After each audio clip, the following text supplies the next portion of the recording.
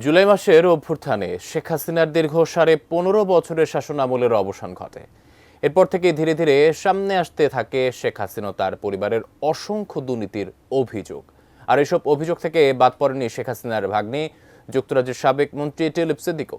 তার বিরুদ্ধে নানা দুর্নীতির অভিযোগ ওঠার পর এবার বেরিয়ে এলো সই জাল করার মতো প্রতারণার তথ্য। বিস্তারিত শিহাব ইসলামের ডেস্ক রিপোর্টে। বাংলাদেশের দুর্নীতি দমন কমিশন দুদক যুক্তরাজ্যের সাবেক মন্ত্রী টিউলিপ সিদ্দিকের বিরুদ্ধে অবৈধভাবে সরকারি প্লট হস্তান্তরের অভিযোগ এনেছে। সম্প্রতি দুদকের এক তদন্তে উঠে এসেছে তিনি একটি ভুয়া নোটারি পাবলিক ব্যবহার করে তার বোনের কাছে সম্পত্তি হস্তান্তর করেছেন। এমনকি সেই নোটারি পাবলিকের সইটিও ছিল জাল। যোগাযোগ ব্যবস্থাও রয়েছে তাদের।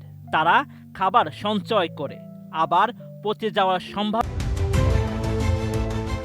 বাংলাদেশের দুর্নীতি দমন কমিশন টিউলিপ সিদ্দিকের বিরুদ্ধে এই অভিযোগ আনতে গিয়ে দাবি করেছে তিনি রাজনৈতিক প্রভাব খাটিয়ে ঢাকার পূর্বাচল নিউটাউন প্রকল্পে সরকারি প্লট বরাদ্দ পেয়েছিলেন।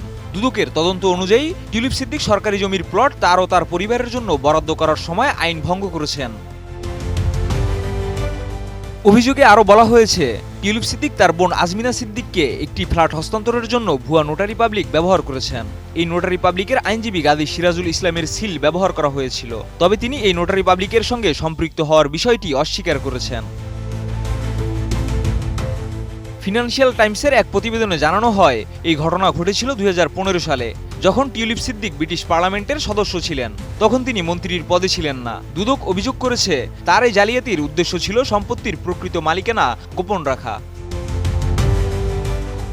এদিকে টিউলিপ সিদ্দিক বারবার এই অভিযোগগুলো অস্বীকার করেছেন। তার বিরুদ্ধে আরও অভিযোগ রয়েছে যে তিনিও তার পরিবারের সদস্যরা সরকারি প্লট নিতে লটারির নিয়মও ভেঙেছেন। দুদক এই অভিযোগ আদালতে উপস্থাপন করতে প্রস্তুত। আদালত যদি অভিযোগ আমলে নেয় তবে বিচারিক কার্যক্রম শুরু হবে। এই তদন্তের অংশ হিসেবে শেখ হাসিনার পরিবারের অন্যান্য সদস্যদের বিরুদ্ধেও তদন্ত চলছে। শিহাব ইসলাম, এটিএন নিউজ।